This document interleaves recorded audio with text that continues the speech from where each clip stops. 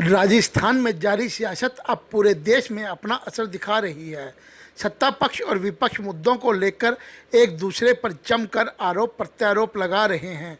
इसी बीच कांग्रेस के राष्ट्रीय प्रवक्ता रणदीप सुरजेवाला ने ट्वीट कर कहा कि मध्य प्रदेश में फ्लोर टेस्ट की जल्दी थी क्योंकि विधायक बीजेपी के कब्जे में थे। राजस्थान में फ्लोर टेस्ट नहीं करवाया जा रहा क्योंकि विधायक कांग्रेस के साथ हैं। सुरजेवाला ने इसी ट्वीट पर आज हरियाणा के गृह मंत्री अनिल विज ने अपनी प्रतिक्रिया दी। अनिल विज ने कहा कि फैसला राज्यपाल के हाथ में है, राज्यपाल अपने विवेक से फैसला लेंगे। वहीं रणदीप सुरजेवाला इसे चीरहरण बता रहे हैं। इस बात पर अनिल विज ने सुरजेवाला पर तीखा पलटवार करते हुए तंज कसा। विज ने कहा कि सुरजेवाला का तो खुद कई बार चीरहरण हो चुका है। नहीं, राज्यपाल महोदय अपने विवेक से जो उनको लगता है वो करते हैं, उन पर किसी प्रकार का दबाव नहीं डाला जा सकता। इसलिए राजस्थान के राज्यपाल को लगता है कि अभी सेशन नहीं होना चाहिए तो नहीं कराया जा रहा। सुरजेवाला जी का चीरहरण तो कई बार हो चुका। आओ वो तो उसी बात को बार बार बताएंगे। राजस्थान के राजनीतिक घटनाक्रम में हरियाणा का कोई हाथ नहीं है। हरियाणा ने किसी को बंधक बना के नहीं रखा हुआ। कांग्रेसी नेता राहुल गांधी इन दिनों कोरोना के मुद्दे पर सरकार को घेरने का कोई मौका नहीं छोड़ रहे। आए दिन राहुल गांधी ट्वीट पर सरकार पर हमला कर रहे हैं।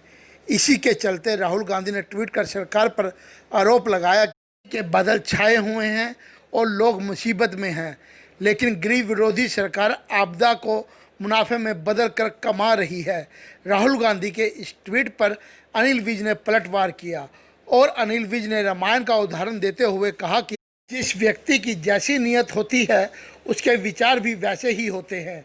राहुल गांधी पर तंज कसते हुए विज ने कहा कि पीएम मोदी की सोच विकास की है तो उनकी भावना विकास की ओर है और उन्हें त्रासदी को अवसर में बदलने की बात की है। विज ने कहा कि जिस व्यक्ति की भावना बेईमानी की हो उसे हर काम में बेईमानी ही नजर आती है। रामायण में कहा गया है, जाकी रही भावना जैसे तिस मूरत प्रभु देखी तैसे। जिसकी जैसी भावना होती है उसको वैसे ही नजर आता है। मोदी जी की विकास की भावना है, देश निर्माण की भावना है, अपने पैरों पर देश को खड़ा करने की भावना है, तो उन्होंने त्रासदी को अवसर में बदलने की बात की।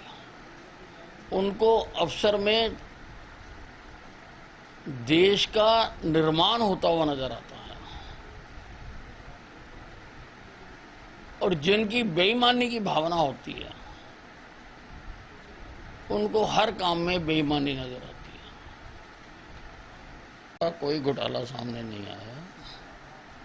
रजिस्ट्रियां बंद की गई हैं 15 दिन के लिए क्योंकि सारा ऑनलाइन सिस्टम डेवलप किया जा रहा है।